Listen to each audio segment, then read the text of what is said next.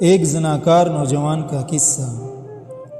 ایک نوجوان تھا جو ایک رات میں کئی لڑکیوں سے گناہ کیا کرتا تھا۔ اس کا معمول تھا کہ روزانہ شام کو ہر گناہ کتاب میں لکھ لیا کرتا کہ آج کے دن اس نے کون سی غلطی کی، آج کے دن میں اس نے کتنی لڑکیوں کی عزت لوٹی، آج کے دن میں اس نے کتنوں سے زنا کیا اور کتنے لوگوں کا حق مارا۔ وہ جو 24 گھنٹوں کے گناہ ہوتے شام کو اپنی ڈائری میں لکھتا۔ ایک رات وہ اپنے معمول کے مطابق اپنے کالے کرتوت اپنی ڈائری میں لکھ رہا تھا کہ دروازے پر کسی نے دستک دی۔ جب اس گنہگار نے دروازہ کھولا تو یہ دیکھ کر حیران رہ گیا کہ سامنے ایک خوبصورت لڑکی کھڑی ہے۔ نوجوان نے پوچھا کیسے آنا ہوا؟ اس لڑکی نے کہا میرے بچے یتیم ہیں، میرے بچوں کا باپ کب کا فوت ہو چکا ہے، کسی کی بھینس مری تھی، اس حرام بھینس کا گوشت کتے بھی کھاتے رہے اور میری اولاد بھی کھاتی رہی۔ 3 دن تو ہم نے وہ حرام گوشت کھایا، اب وہ گوشت بھی کتے کھا گئے، بھینس بھی ختم ہو گئی، اب میرے بچے 3 دن کے بھوکے ہیں۔ خدارا تیرے دروازے پر آئی ہوں، اللہ کے نام پر مجھے کچھ نہ کچھ کھانے کو مل جائے۔ میرے یتیم بچے دن بھر کے بھوکے ہیں اور رو رہے ہیں۔ اس نوجوان نے جب اس کا حسن دیکھا تو فریضہ ہو بیٹھا اور کہا اندر آ جاؤ۔ جب یہ لڑکی گھر کے اندر آئی تو اس نوجوان نے پیچھے سے دروازہ بند کر کے کنڈی لگا لی۔ لڑکی سمجھ گئی کہ اس بدنیت کی نیت خراب ہو گئی۔ اب اس نوجوان نے کہا کہ اے لڑکی، میں تیری ہر ضرورت پوری کرنے کو تیار ہوں، تجھے کھانا پیسے راشن دینے کو تیار ہوں، لیکن میری ایک شرط ہے، اور وہ شرط یہ ہے کہ میری خواہش پوری کرنی پڑے گی۔ یہ کہتے ہی اس نوجوان نے لڑکی کو اپنی طرف کھینچا تو اس لڑکی کی ایک چیخ نکلی اور زور سے پکارا کہ اے مصیبتوں کو دور کرنے والے رب، مجھے اس ذلیل انسان سے بچا لے۔ اے بلاؤں کو دور کرنے والے رب، مجھے اس ذلیل انسان سے بچا لے۔ اے میرے عزت کے محافظ میرے رب، میرے عزت کو بچا۔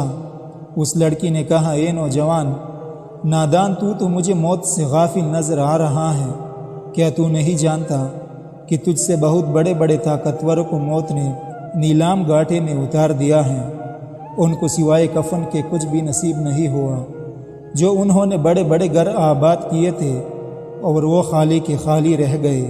اے نادان، یہ حشر صرف انہی کا نہیں ہوا، وہ دن آنے والا ہے، تیرا بھی یہی حشر ہونے والا ہے۔ اے شیطان کی چال میں پھنسنے والے نوجوان، اپنی آنکھیں کھول، قیامت کے دن اپنے رب کو کیا منہ دکھائے گا؟ اس گنہگار نوجوان نے جب اس لڑکی کی فریاد سنی تو تڑپ اٹھا اور کہنے لگا اے لڑکی، ابھی تو نے گناہ کیا ہی نہیں، تو اتنی ڈر رہی ہے؟ میں نے جو ساری زندگی گناہوں میں گزاری ہے، مجھے تو تجھ سے زیادہ ڈرنا چاہیے۔ بس یہ کہتے ہی اس کے دل میں رحم آیا، اس لڑکی پہ ترس آیا اور اسے چھوڑ دیا، کھانے پینے کا سامان دیا اور رخصت کرتے ہوئے کہا کہ اپنے یتیم بچوں سے کہنا کہ میرا حق میں دعا کرے، آج سے میں پکا توبہ کر رہا ہوں، دعا کرنا اللہ میری توبہ قبول فرمائے۔ اس لڑکی نے جاتے ہوئے نوجوان کو 3 دعائیں دی، کہا اے نوجوان، اللہ تیرے تمام گناہوں کو مٹا دے، اللہ تیرے ساتھ صلح کر لے، اور جب تو مرے تو اللہ کا ہو کے مرے۔ یہ 3 دعائیں دیتے ہوئے وہ لڑکی وہاں سے چلی گئی۔ جب وہ چلی گئی تو نوجوان نے دوبارہ گناہوں والی ڈائری کھول لی کہ ابھی جو میں نے گناہ کیا ہے وہ بھی لکھ ڈالو۔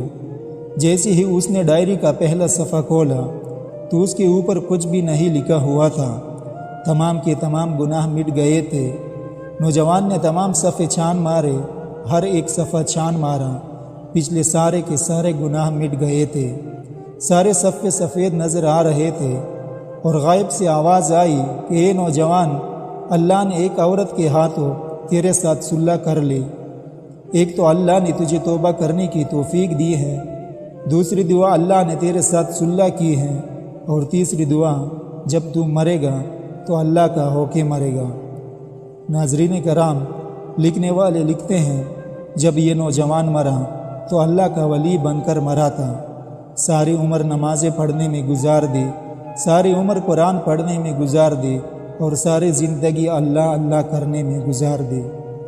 اللہ کو اس طرح راضی کیا کہ جب مرا تھا تو اللہ کا ولی بن کر مرا تھا۔